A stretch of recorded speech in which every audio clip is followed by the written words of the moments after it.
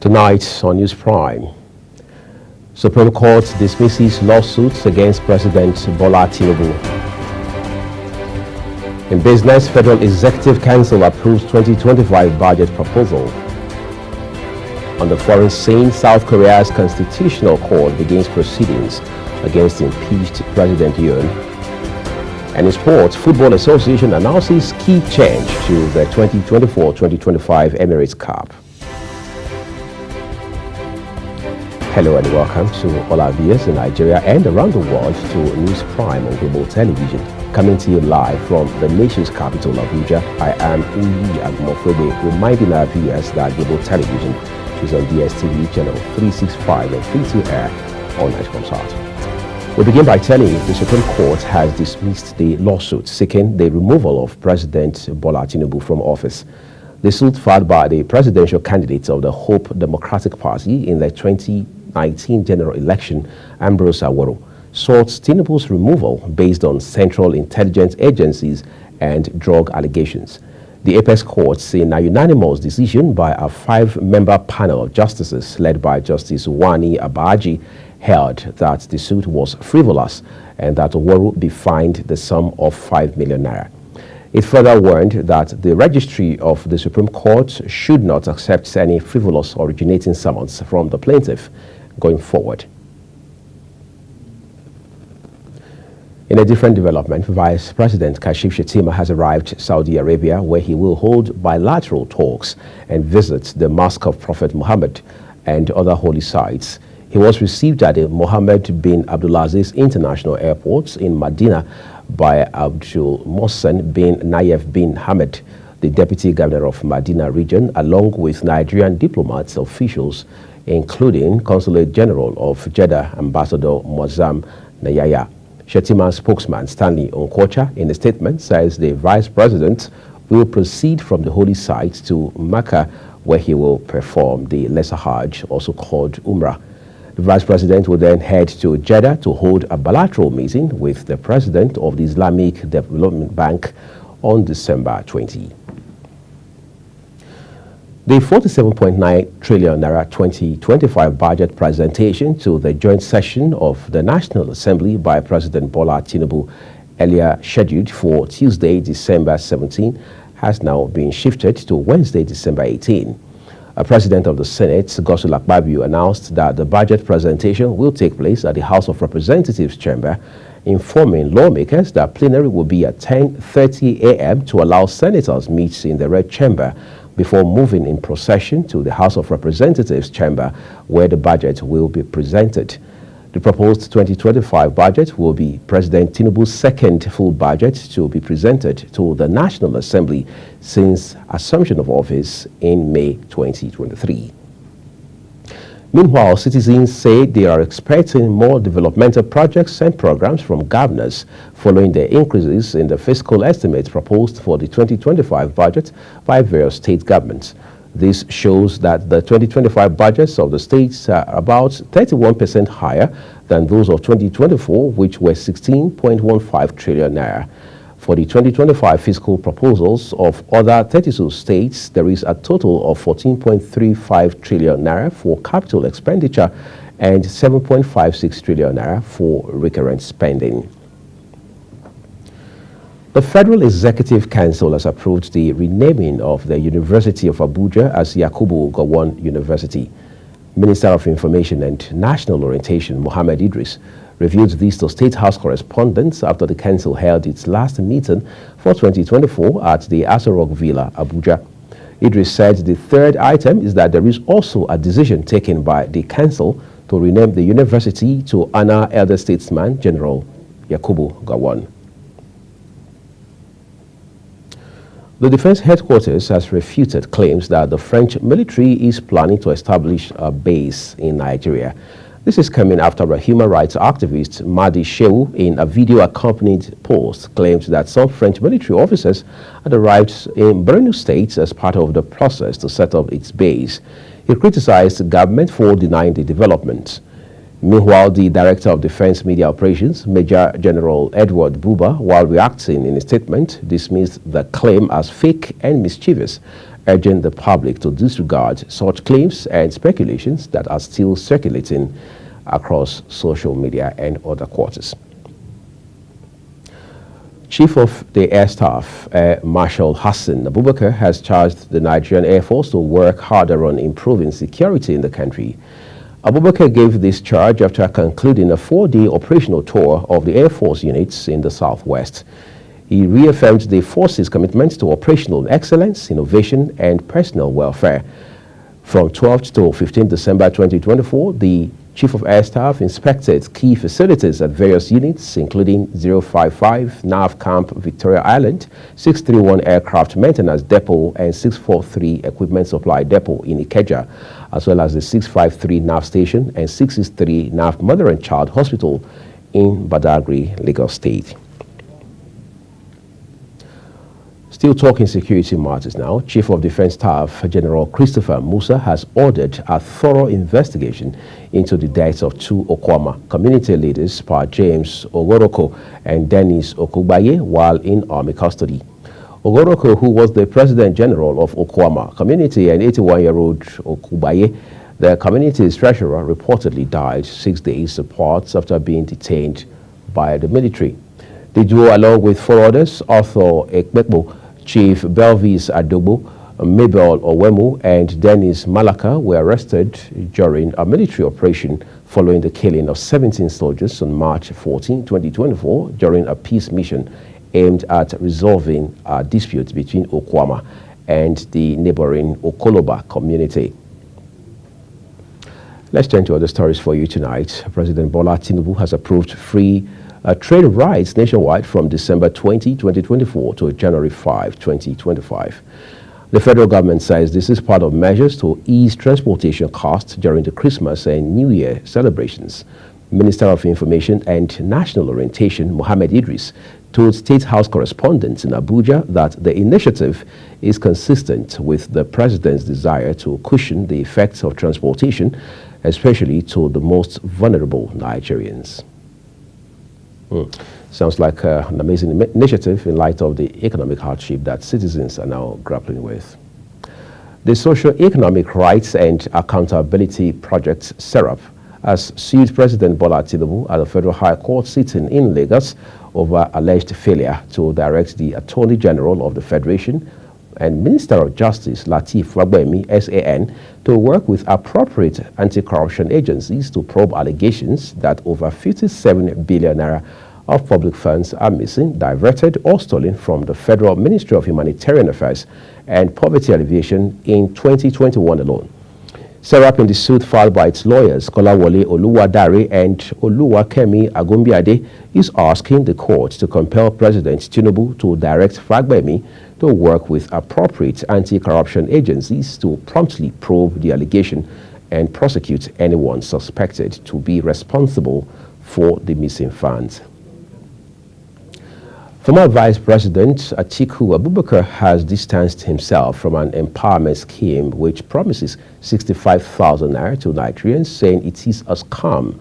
Atiku, in a statement signed by his media aide Paul Ibe, says a group claiming to be traveling abroad opportunities has been advertising a so-called Atiku grant by FG on social media.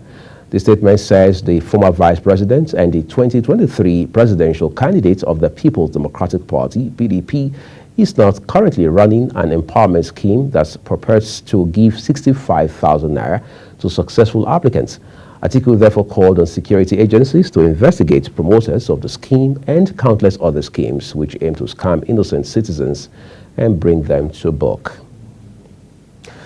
The immediate past governor of Kogi State, Yahaya Bello, has threatened to institute legal proceedings against an online medium that published reports linking him to an attack on President Bola Tinubu. Bello, who spoke through his director on media office of the former governor, Ohiare Michael, described the publication as not only a mischievous but absolutely senseless report.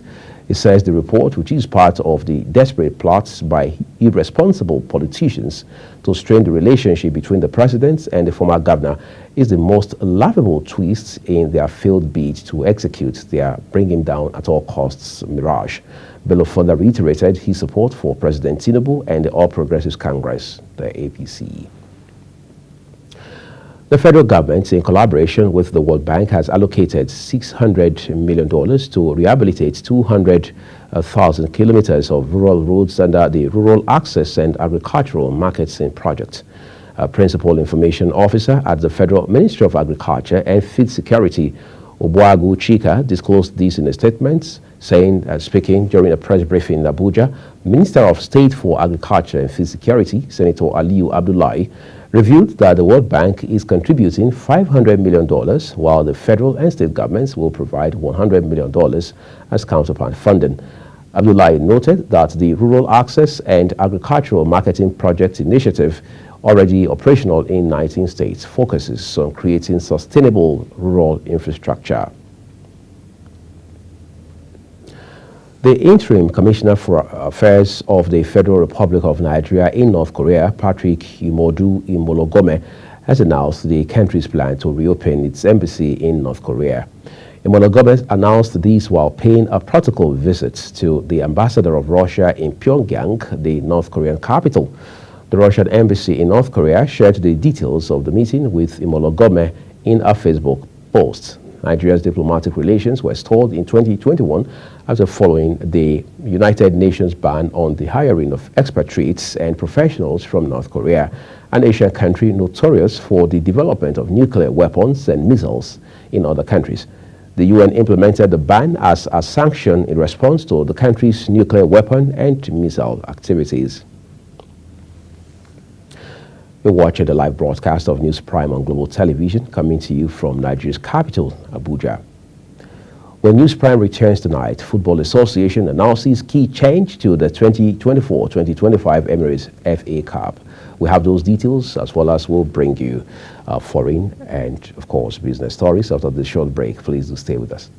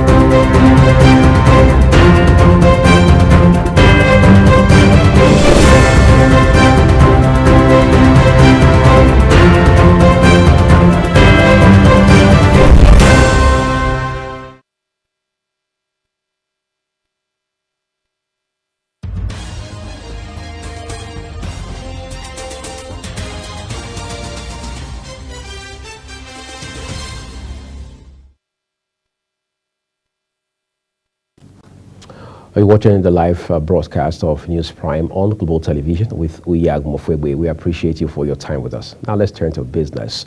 Major stock markets and oil prices retreated today after an unexpected slowdown in retail sales reinforced worries about China's struggling economy. The dollar mostly rose as traders looked ahead to interest rate decisions this week from the U.S. Federal Reserve, Bank of Japan, and Bank of England.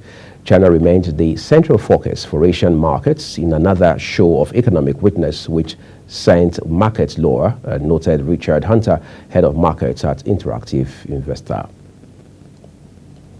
The Federal Executive Council has approved the 2025 budget proposal. Minister of Budget and Economic Planning, Atiku Bagudu, revealed this to State House correspondents after the council met for the last time in 2024 at the Aso Rock Villa in Abuja.